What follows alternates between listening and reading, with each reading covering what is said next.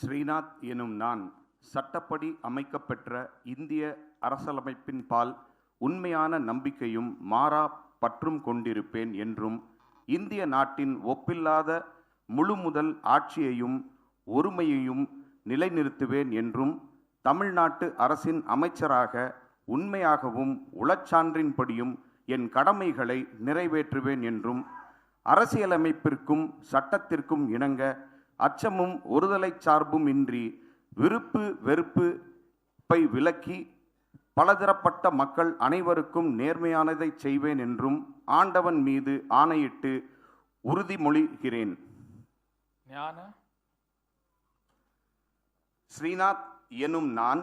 தமிழ்நாட்டு அரசின் அமைச்சர் என்ற முறையில் எனது கவனத்திற்குள்ளாவதும் தெரிய வருவதுமான எந்த பொருளையும் அமைச்சரின் கடமைகளை உரியவாறு நிறைவேற்றி தேவையான அளவுக்கன்றி ஒருவரிடமோ பலரிடமோ நேர்முகமாகவோ மறைமுகமாகவோ அறிவிக்கவோ வெளிப்படுத்தவோ மாட்டேன் என்று ஆண்டவன் மீது ஆணையிட்டு உறுதிமொழிகிறேன்.